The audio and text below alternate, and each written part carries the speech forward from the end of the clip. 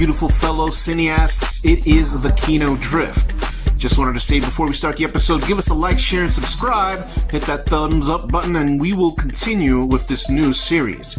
So today we're going to be talking about what is undoubtedly one of the more anticipated films in the world of cinema, which is Alex Garland's Civil War, put out by A24. It is their most expensive effort yet. So let's give us a little discussion of what I thought about it. Let me know what you thought about it in the comments. So Civil War is a 2024 film, a journey across a dystopian future America, following a team of military-embedded journalists as they race against time to reach DC before rebel factions descend upon the White House. Directed and written by Alex Garland, starring Nick Offerman, Kirsten Dunst, Wagner Moura, and a whole bunch of people like Kaylee Spaney and stuff like that. So let's talk a little bit about Alex Garland. I think he's a very important writer, at least for new cinema as it goes. Obviously, his most famous effort being 28 Days Later, Ex Machina, Dread, a beautiful film, a beautiful science fiction film which vanished into the darkness of cinema, Annihilation, Men, which is kind of a debatable film, whether people really enjoy that or not, and many other titles that he's worked on, obviously stuff like Devs, which is an FX series I have yet to watch. But Alex Garland, on the cusp of this film being released, he is directing what he says is its final directorial gig at the moment as I'm recording this. So I don't know if I take him at his word, but some other people do not believe him. So we'll see. Hopefully he is not. He'll continue writing. Obviously, I believe he's still connected with the new 28 Days Later sequel, which is going to be 28 years later. So we'll see what goes on with that. Anyway, back to Civil War. So we got this trailer, obviously, a while back, showing Kirsten Dunst as a war photographer in the midst of the Civil War in the United States. And Civil War, if you live in the United States of America, you can hear it on the news every 5 seconds of people threatening this because either you like their political leanings or you don't. So then there's always a threat of civil war coming. And as they say in the news, we're the closest we've ever been to since the North versus the South back then in the days. And anyway, this film, surprisingly, the trailer looked really neat. It looked interesting. I was all in because it is Alex Garland. I really have enjoyed, for the most part, all of his films. I enjoyed Annihilation a lot. I thought that was probably the most unique take on an alien invasion scene I've ever seen in cinema. Obviously, I love Dread. He didn't direct it, but he wrote it. I thought that was a beautiful film, and you don't get films like that, and because people don't pay to see it, that's why we don't get to see films like that anymore. Men, I was a little bit sort of wonky, and I felt like with Men, he was trying to do some sort of weird film that's not usually his style, which I'll give him kudos for at least trying, but it felt like it was trying to be something else, like not like Wicker Man, but in the same vein, but also things like Kill List or stuff like that. Kill List is a little bit more coherent than this film.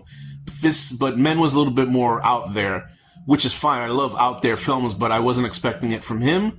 And I appreciated that he tried it, but I wasn't sure if I was 100% behind it, but I thought it still had fantastic performances and direction anyway. Getting back to Civil War, it's not actually sold as who's causing this war, why it caused war. Obviously, if you're in the United States, you just assume it's more of like blue states and red states fighting each other because of, disagreements.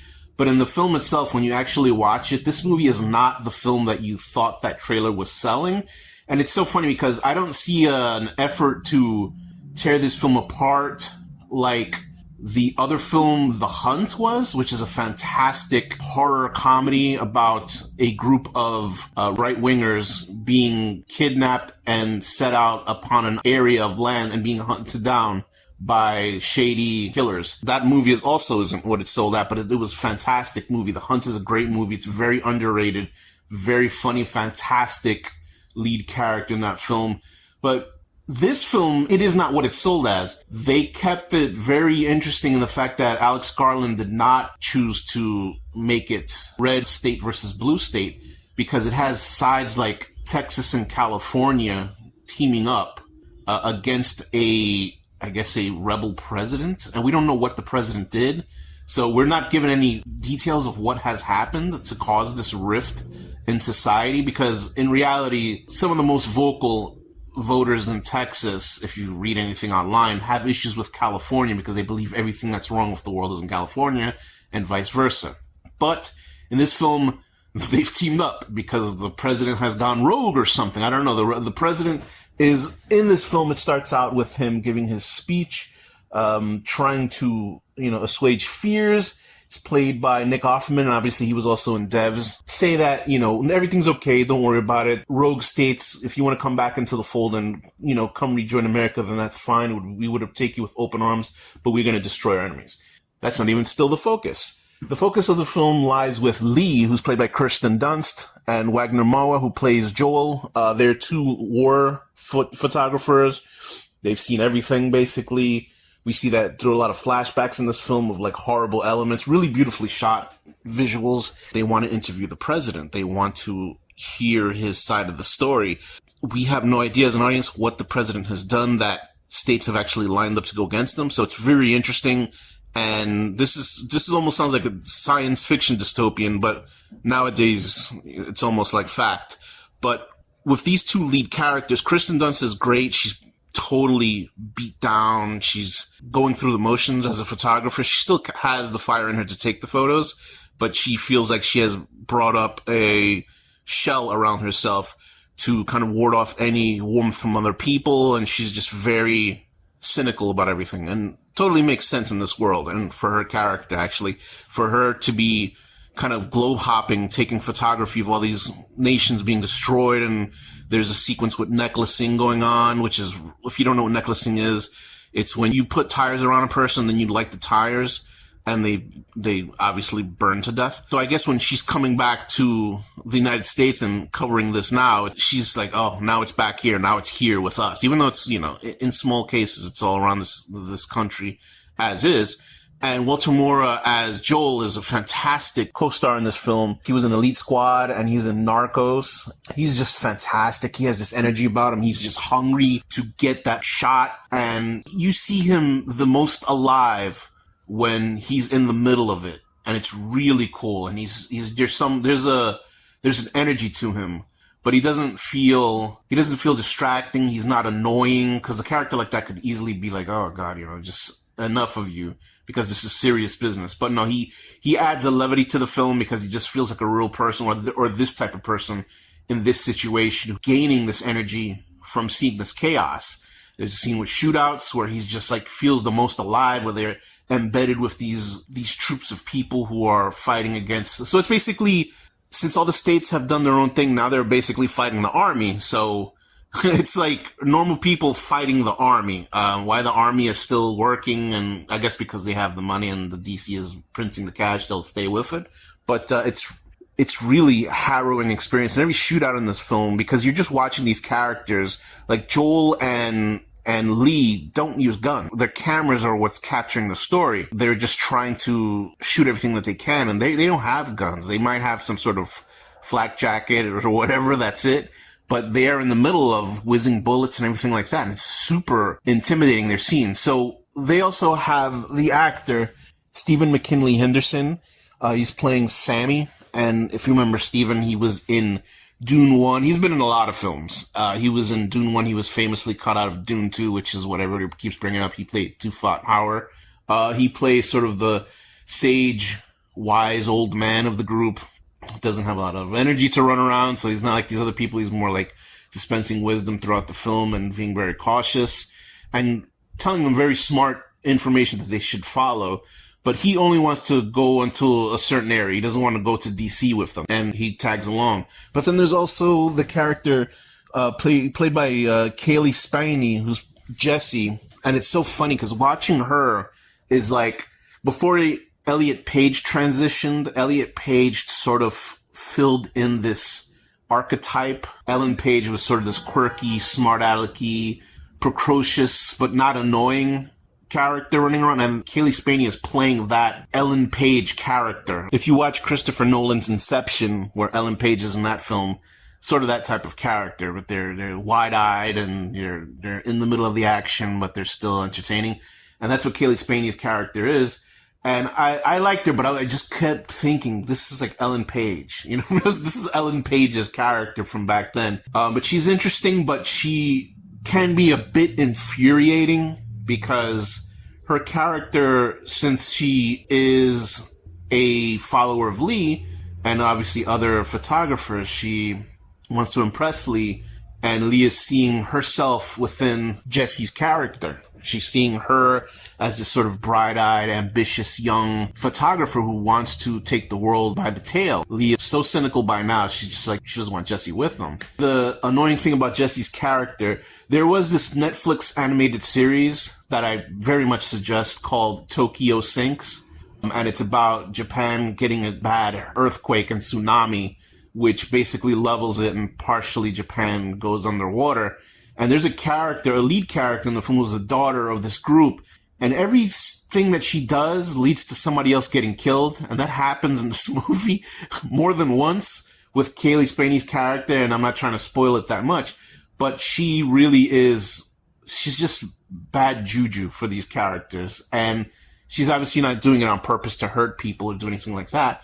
But I was just like thinking, oh God, just don't do anything. And, you know, most of these people will be fine, but everything she does is just like, and obviously you need this situation to lead to conflict in this film. Garland is very wise about his writing. I'm not going to tell Garland what's all right because he obviously knows what he's doing.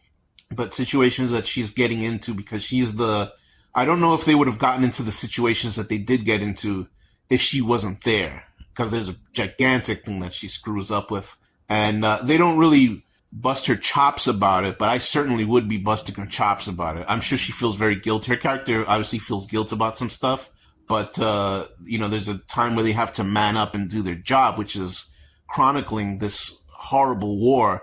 The scene where the troop are trying to get some gas, and they have to pay in Canadian money because U.S. money is basically not worth anything anymore. And although that kind of goes back to the point where I was talking about with the army still getting paid.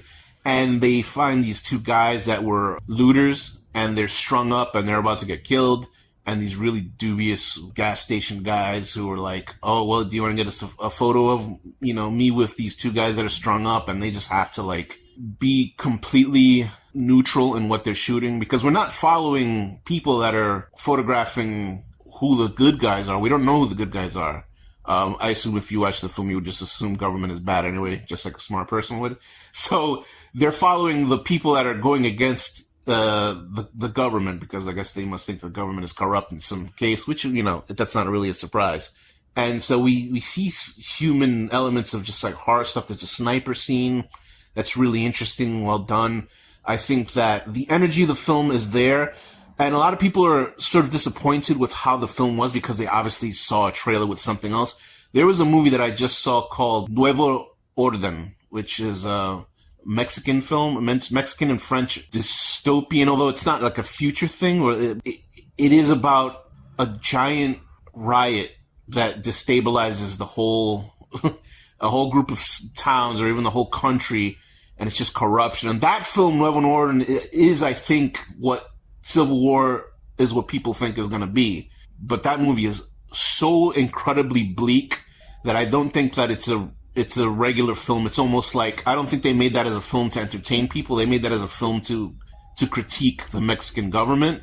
Because if you watch that movie, I saw both of these movies back to back, and I was miserable after I saw them. Civil War was surprisingly much more uplifting. That's what was crazy about it. Because there's a quote-unquote MacGuffin in Civil War, like a bad guy that can get taken out, and Nuevo Orden is a little bit more, you know, I can't even talk. That movie just made me so upset. But anyway, it was still a good movie.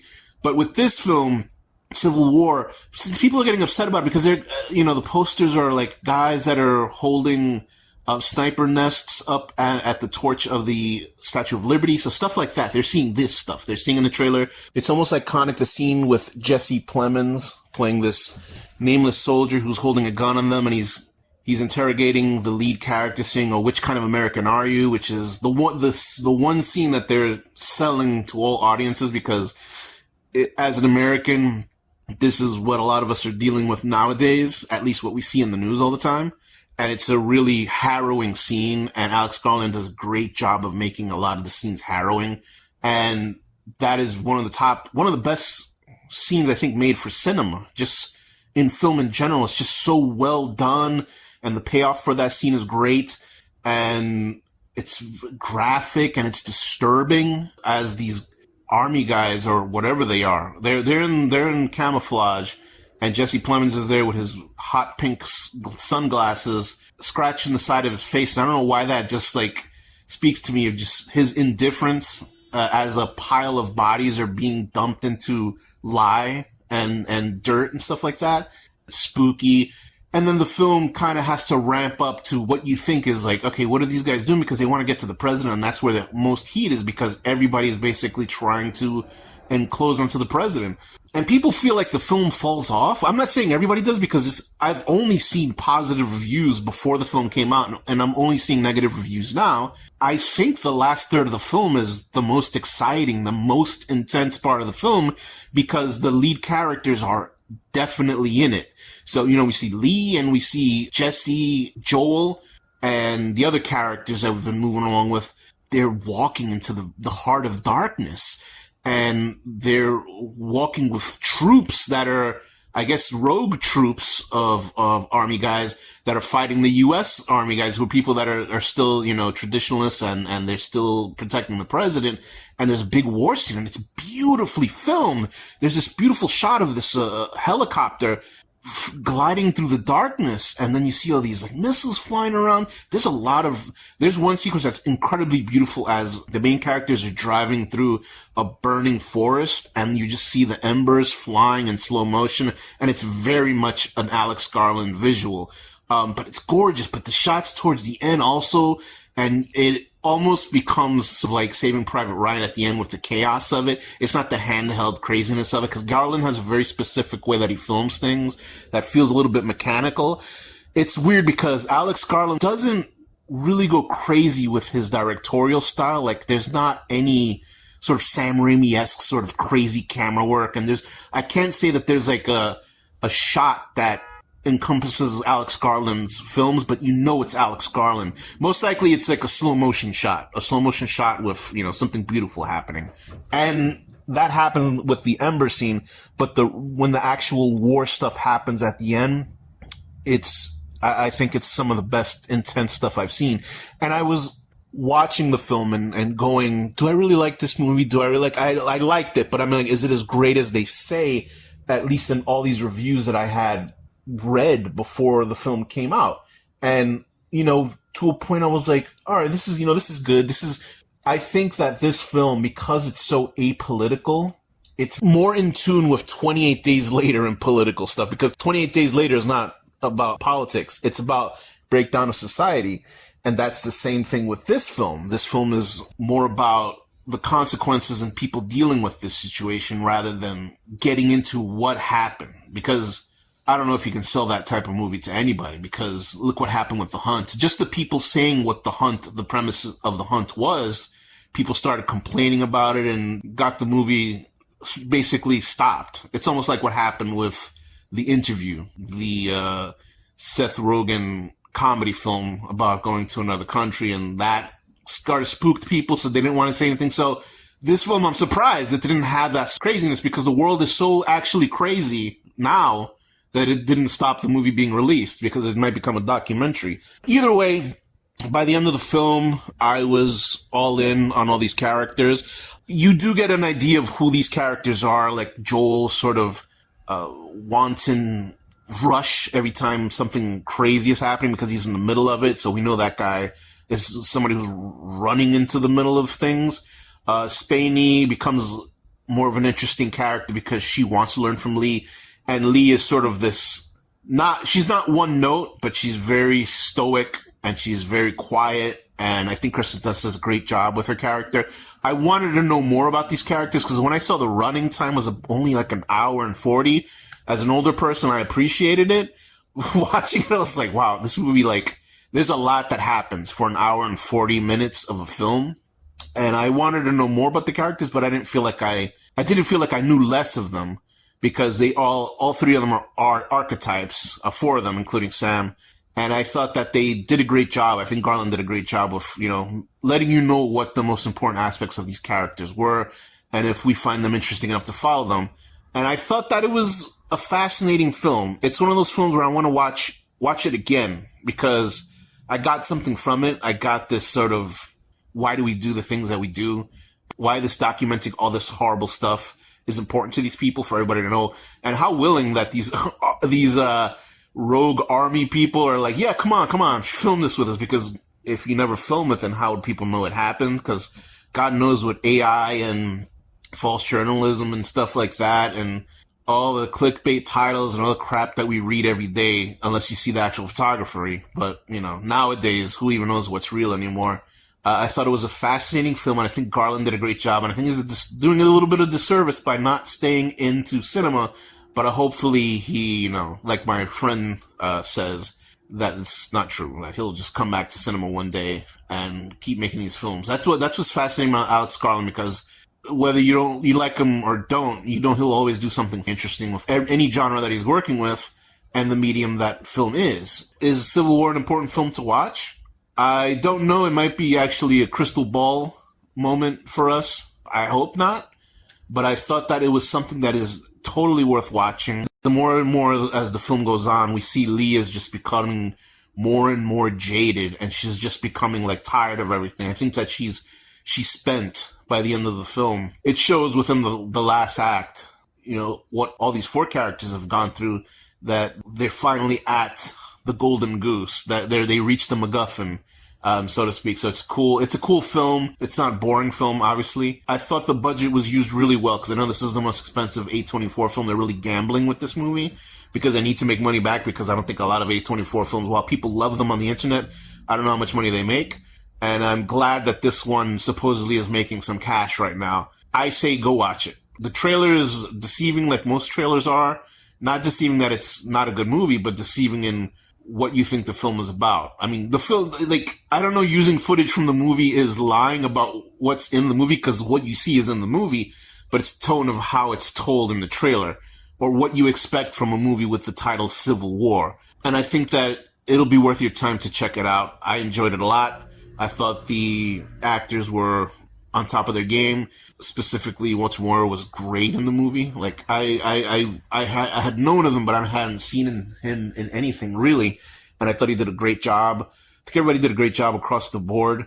And I think the film moves at this linear, quick pace and tells a great story. It's very pulpy and very comic booky without being ridiculous, because it can't be ridiculous. It's almost sad nowadays. But I'd say totally watch it. Enjoy the film.